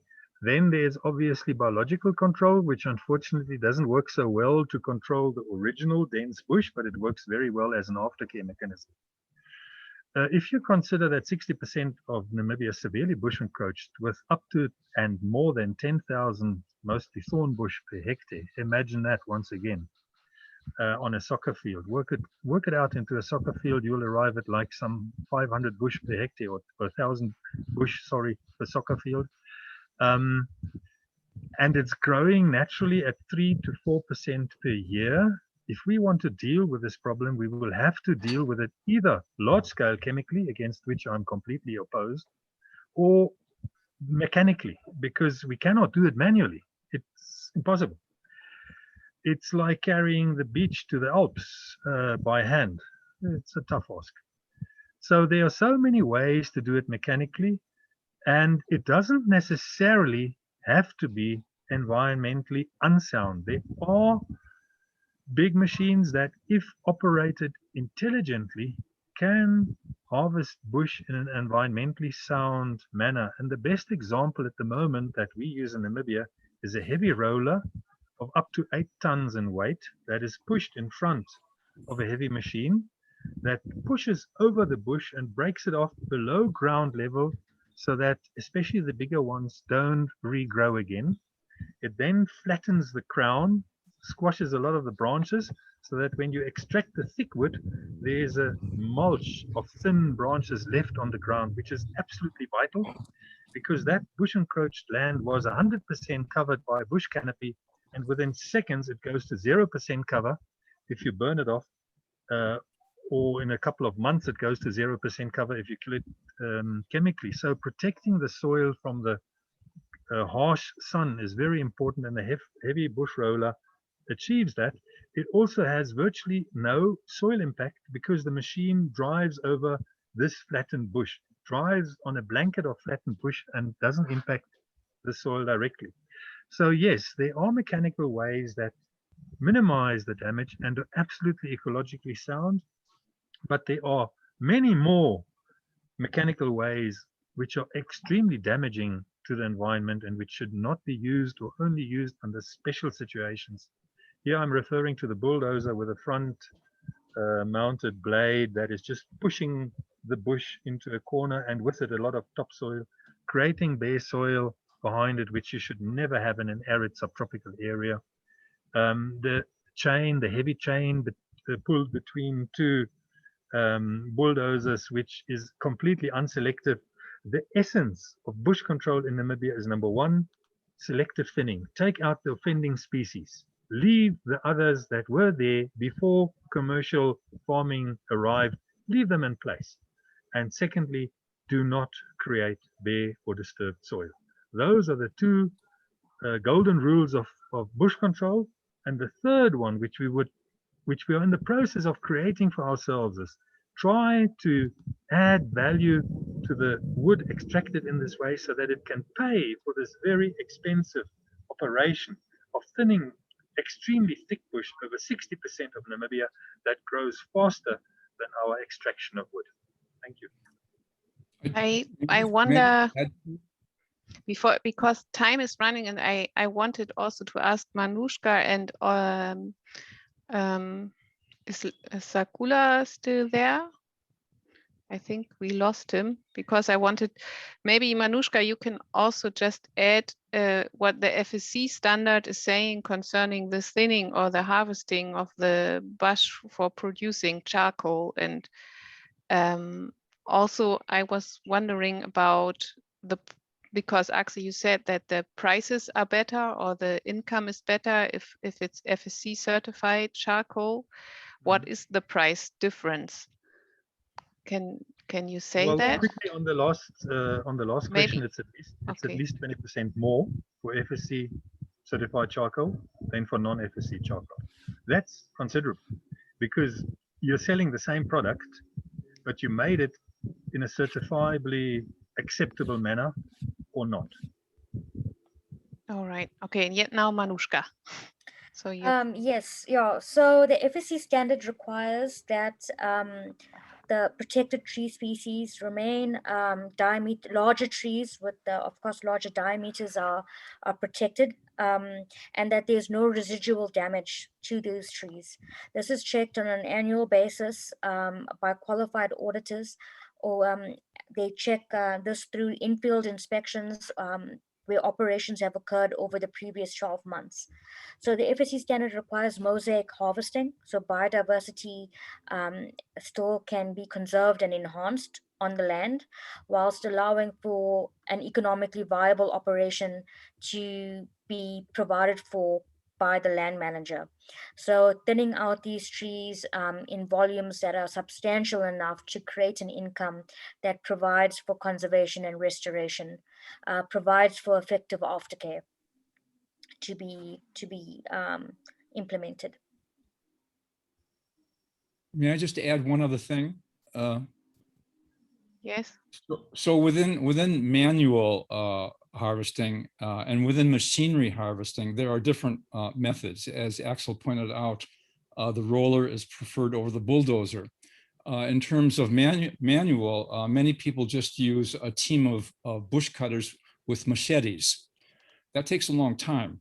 What if you add now 2 or 3 chainsaws to that? In other words, there are variations even within the non-heavy machinery method, so that more bush could be had with a mixture within the individual bush cutting teams. So not just machetes, but also adding chainsaws, and you can be very selective. That was a concern, I think, about selectivity. And of course, this is a concern of the Ministry of Water and Forestry in Namibia as well, that one be protective of endangered species, and that selectivity is a very important part of their standards. Okay, thanks for adding that. As time is running, I'm not sure, Mirko, maybe one last question, if there's one where you think we should hear this as well, and then I think we should come to an end for today. Yeah, you have several points, because maybe one question's not to 100% going to our topic today, but there was a question about what is behind the terms farms. So and who is doing this bush thinning, and who will have a benefit from it, and who owns it. So maybe one of the panelists can say something. So maybe we just to give it more directly, because as you know, we are talking for several cases for the Ecological area. Maybe there could be established such a biomass hub. So maybe just give an answer, especially in the case of the Ecological area. Mirko, sorry, just for clarity, did you want us to explain what a farm is? Did I hear correctly, farms? Yes, farms, and who owns the farms? So maybe to give the more understanding, is it a private land? Is it going to capital companies? Is it in the Namibian state? So who's doing that? Who's making the processes? And therefore, Right, who's benefiting?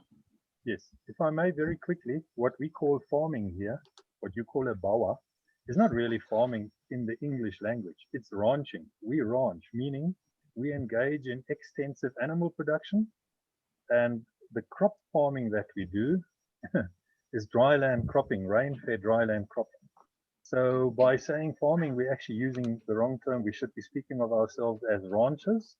If we do it for commercial purposes, in other words, if we make a profit on it, which we can only, well, which is much easier to do if you own the land, where the 7,000 commercial farmers in Namibia come in, or we call them pastoralists if you do it in communal areas, where you could still make a profit, but it's much more difficult because the natural resource is open to everyone. We call it an open access system.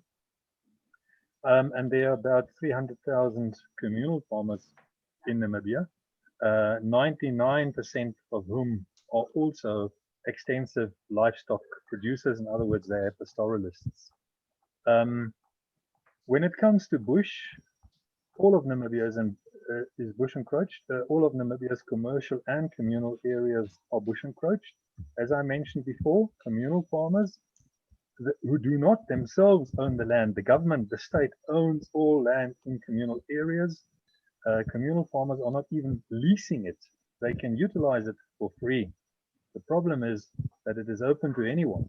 In the old days, when there was still a working traditional cultural system in place, the tribes and the tribal authorities regulated themselves, and communal land was strictly for the use of that community.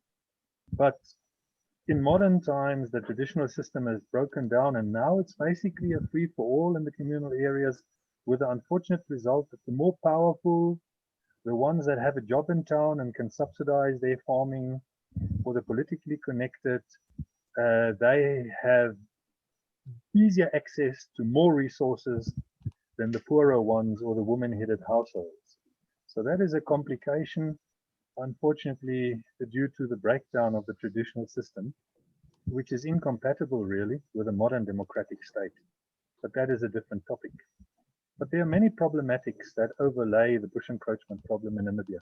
Bottom line is, at the moment, for reasons that we probably don't have time for, communal farmers are not allowed to exploit encroach a bush commercially.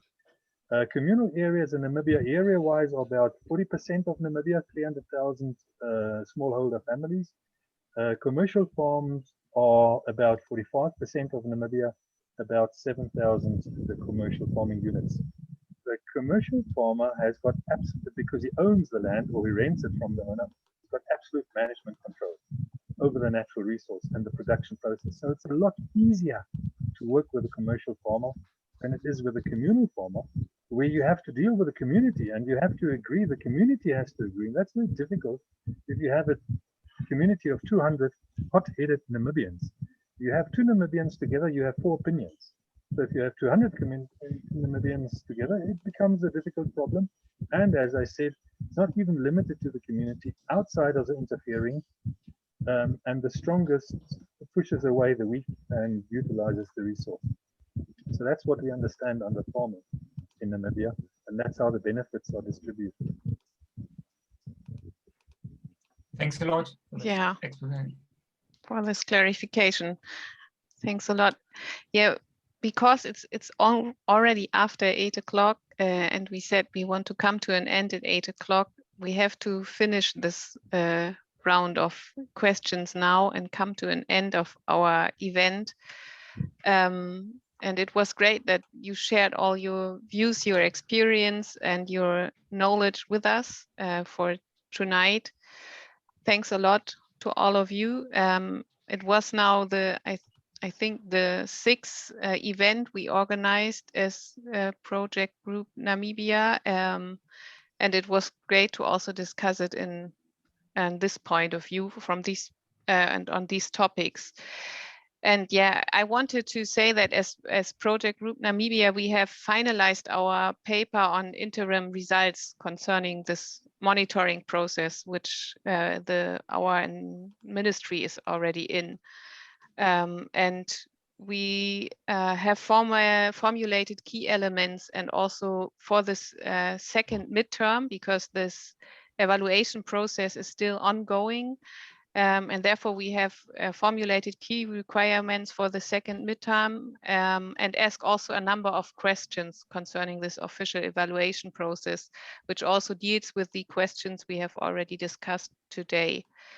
And one important key requirement in our interim result is also the upgrading of the participation of civil society in Hamburg, but also in Namibia. And we hope that the participatory process, that it will be upgraded and extended, and that there are resources organized to upgrade this process in order to be more, or to be constructive and more constructive than we can be, because most of us do it just within their free time.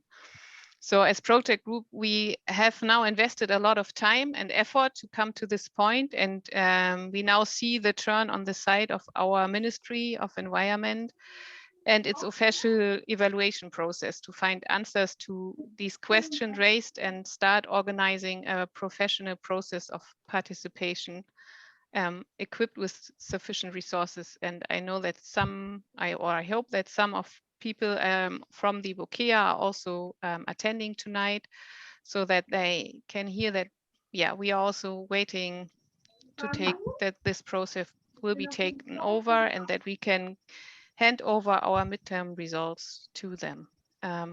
Yes, and for the last results, I also wanted to give, I see you, Axel, but maybe Ursula can also have her last remarks. If I may, I just wanted to thank you, the project group, for arranging this forum. It's much appreciated, even though the debates are sometimes quite hot. This is exactly what we need, an honest exchange of opinion. Thank you very much for creating this forum for us. And then an open invitation, those of you who haven't been to Africa or to Namibia to have a look at the problem, please come and have a look. I didn't know why cattle production could be damaging to the climate until I traveled to Europe and I saw how you produce beef. And it's obvious to me that it damages the climate, but we don't produce beef in the same way. Our beef is not climate damaging. And so our cutting down of forests, in inverted commas, is not what you would do when you cut down the forest. It's completely different. And you need to see, just as we needed to see how you do it so that we can understand where you come from, you need to understand where we come from, and then we will probably find each other quite easily. Thanks for this platform. It's much appreciated. Well, thank you very much, Axel. I don't think I could put it better than you did. This was exactly what we wanted. We don't want a controversial, we want a controversial discussion, but we are very aware that we do somehow live on the same planet, but maybe in different worlds. And it's very, very important that, well, maybe with Corona, this is helping, because otherwise we would not have a Zoom conference like this. And all of you would have to fly to Germany to talk to us. And this is much better for the climate. And as to the cattle, I totally agree. I don't eat meat, but when I'm in Namibia, I do eat meat, because then I feel much better. And it's the best meat I've ever eaten. Well, thank you all. Yeah, well, that's a different thing. Yes, thank you all. And we will see how this process continues and what the result will be. We'll do our best to keep up a conversation with you and have patience with us Germans. You are also Germans. I don't know what you are. You are Namibian. No, we are Namibians, German-speaking Namibians. Yes, yes, exactly. We can learn from each other. And have a good night and see you soon, I hope. I would like to come, but at the moment it's a bit difficult. Goodbye, everybody. Goodbye. Thanks again. Happy Easter, frohe Ostern. Ja, frohe Ostern. Frohe Ostern.